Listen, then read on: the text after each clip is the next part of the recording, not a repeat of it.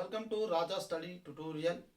మన ఛానల్లో భాగంగా పాలిటీ పాలిటీకి సంబంధించినటువంటి సో ఎస్ఐ కానిస్టేబుల్ ఆర్ఆర్బి అలాగే టిఎస్పిఎస్ పోటీ పరీక్షల నిమిత్తం ఈరోజు ప్రాథమిక విధుల గురించి మనం పార్ట్ 2 ఇంత ముందుకు చెప్పాము. ఇప్పుడు పార్ట్ 2లో భాగంగా ప్రాథమిక విధుల లక్షణాల గురించి తెలుసుకోవడం జరుగుతుంది. ప్రతి ఒక్కరూ మన ఛానల్ను సబ్స్క్రైబ్ చేసుకోండి. సబ్స్క్రైబ్ చేసుకున్న వాళ్ళకి మనం చేసేటువంటి వీడియోస్ నోటిఫికేషన్ రూపంలో మీకు అందుతుంది. కాబట్టి ప్రతి ఒక్కరు సబ్స్క్రైబ్, షేర్, లైక్ చేయండి. ఖచ్చితంగా మీరు కోఆపరేట్ చేస్తారు, ఎంకరేజ్ చేస్తారని నేను కోరుకుంటున్నాను. Okay, right. మరి ఇక్కడ మనకు ప్రాథమిక విధుల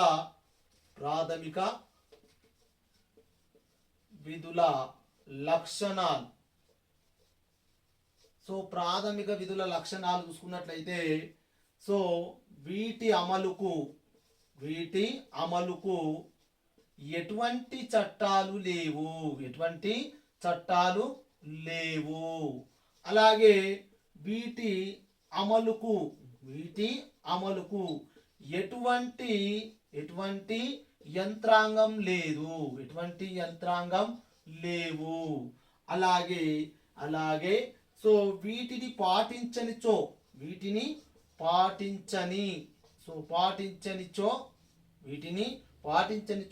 శిక్షార్హులు కారు. కానీ ఉల్లంఘిస్తే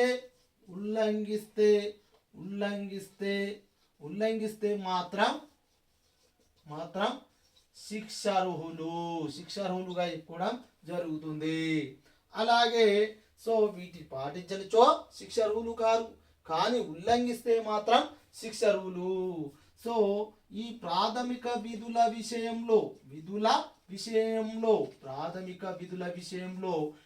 ఎవరు న్యాయస్థానాలను సంప్రదించరాదు.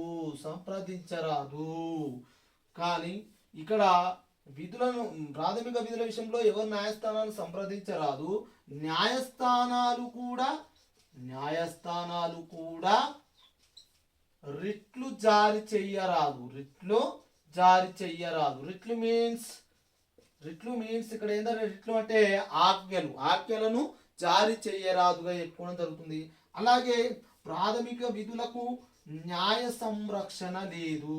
గుర్తుపెట్టుకోండి, న్యాయ సంరక్షణ అనేది దేనికి ఉంటుంది అని అంటే ప్రాథమిక హక్కులు అమలుకు మరియు సంరక్షణకు మాత్రమే. ఈ యొక్క ప్రాథమిక హక్కులకు మాత్రమే మనకి ఏముంటుందంటే న్యాయ సంరక్షణ అనేది ఉంటుంది. కానీ ఇక్కడ నిర్దేశిక నియమాలకు ప్రాథమిక విధులకు న్యాయ సంరక్షణ అనేది లేదు. ఇవి ఏంటి అంటే కేవలం ఇవి సలహాపూర్వకమైనవి. అలాగే ఇవి నైతిక మరియు విద్యాపరంగా తోడ్పడతాయి.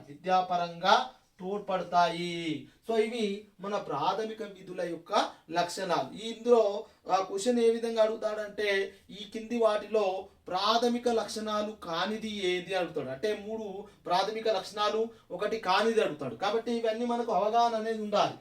వీటి అమలుకు ఎటువంటి చట్టాలు లేవు, వీటి అమలుకు ఎటువంటి యంత్రాంగాలు లేవు. వీటిని పాటించనిచో శిక్షార్హులు కాదు, కానీ ఉల్లంఘిస్తే మాత్రం శిక్షార్హులు. ప్రాథమిక విధుల విషయంలో ఎవరు న్యాయస్థానాలను సంప్రదించరాదు, న్యాయస్థానాలు కూడా రిట్లు జారీ చెయ్యరాదు. న్యాయ సంరక్షణ లేవు వీటికి. అలాగే ఇవి సలహాపూర్వకమైనవి మాత్రమే. అలాగే నైతిక మరియు విద్యాపరంగా తోడ్పడే అవకాశం ఉంటుంది. ఇది ప్రాథమిక విధుల యొక్క లక్షణాలుగా చెప్పుకోవడం జరుగుతుంది. తర్వాత మరి ప్రాథమిక విధుల విషయంలో అమలు ఏ విధంగా ఉంది దానికోసము మనకు ఒక కమిటీ అనేది నియమించడం జరిగింది. ప్రాథమిక విధుల విషయంలో ఒక కమిటీ నియమించడం జరిగింది. ఆ committee JS Verma committee. JS Verma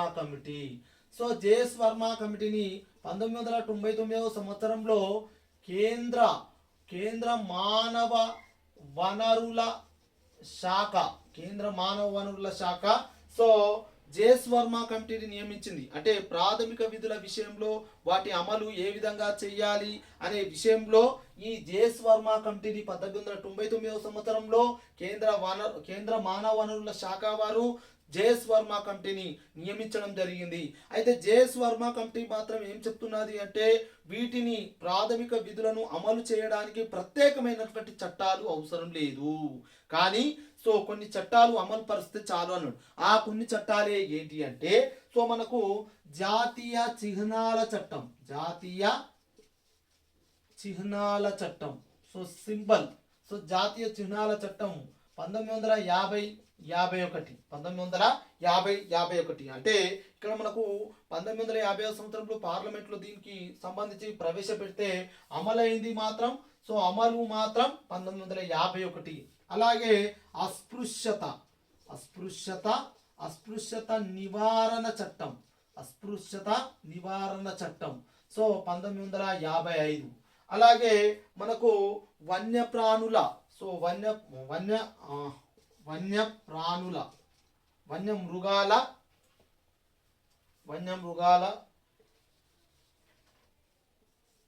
వన్యమృగాల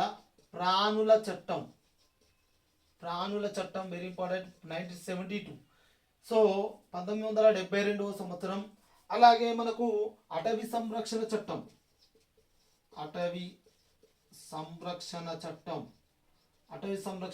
1980. Okay. బాల కార్మిక నిషేధ చట్టం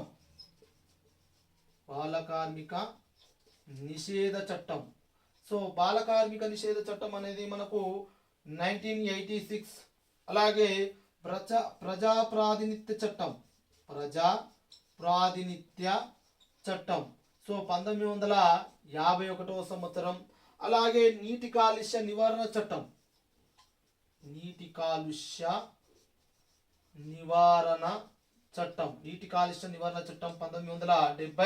1974 సంవత్సరంలో ఏర్పడడం జరిగింది. అలాగే పర్యావరణ పరిరక్షణ చట్టం 1986. వరకట్న నిషేధ చట్టం సో వరకట్న నిషేధ చట్టం 1961. గృహహింస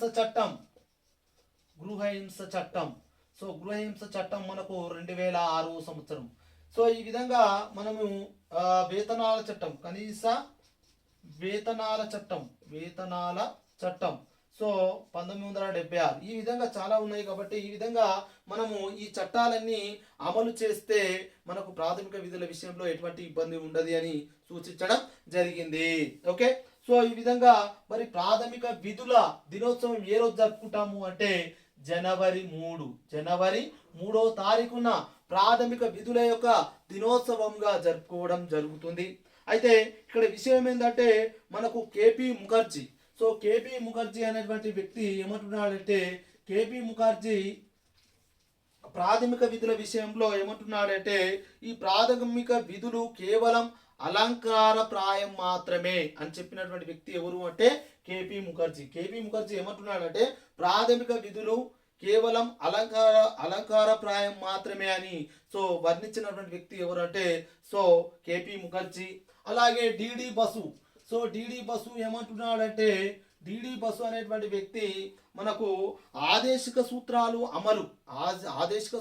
అమలు ఏ విధంగా అయితే చిత్తశుద్ధితో ఆధారపడునో ఆదేశిక సూత్రాలు ఏ విధంగా అయితే చిత్తశుద్ధితో ఆధారపడునో ఈ యొక్క ప్రాథమిక విధులను కూడా అదే విధంగా ఆధారపడును అని చెప్పినటువంటి వ్యక్తి డిడి బస్సుగా చెప్పుకోవడం జరుగుతుంది. అలాగే గాంధీజీ ఏమంటున్నాడంటే సో ప్రాథమిక హక్కులు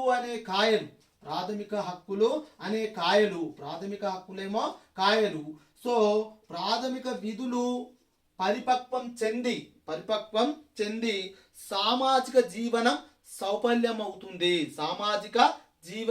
సౌపల్యమవుతుంది అన్నటువంటి వ్యక్తి ఎవరు అంటే గాంధీజీగా చెప్పుకోవడం జరుగుతుంది. ఈ విధంగా ఈ ప్రాథమిక విధులు సంబంధించినటువంటి టాపిక్ విషయంలో మనకు 1 నుంచి 2 మార్కులు ఉంటాయి కాబట్టి చిన్న టాపిక్ కాబట్టి ఈ మార్క్ అనేది మిస్ చేసుకోకూడదు. నేను ఎక్కడెక్కడ క్వశ్చన్స్ అడుగుతాడో కూడా నేను చెప్పడం జరిగింది. మీకు మళ్ళీ చెప్తున్నాను, ఎక్కడెక్కడ క్వశ్చన్స్ అడుగుతాడని అంటే సో నంబర్ 1 వచ్చేసి మనకు ఈ ప్రాథమిక విధులను ఎప్పుడు చేర్చారు అంటాడు. 1976 42వ రాజ్యాంగ సవరణ ద్వారా చేర్చడం జరిగింది. ఇది నంబర్ 1. ఇది ఏ దేశం నుండి గ్రహించడం జరిగింది అంటాడు. పూర్వ సోవియట్ లేదా రష్యా నుండి గ్రహించడం జరుగుతుంది.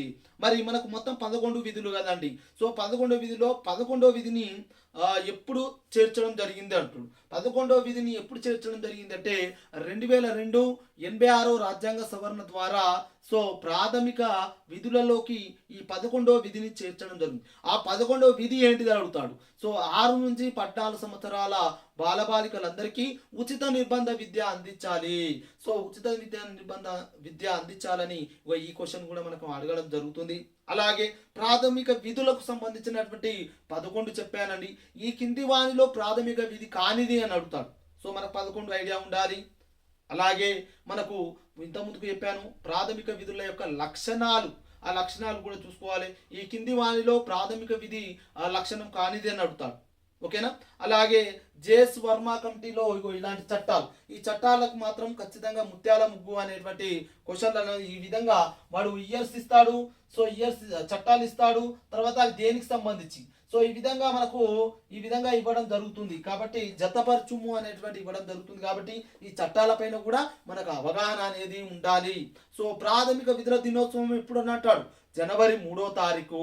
ఓకే, ఈ విధంగా మంచిగా చూసుకోండి. డోంట్ మిస్ 1 మార్క్, 1 మార్క్ కూడా మిస్ కాకూడదు. Okay, right.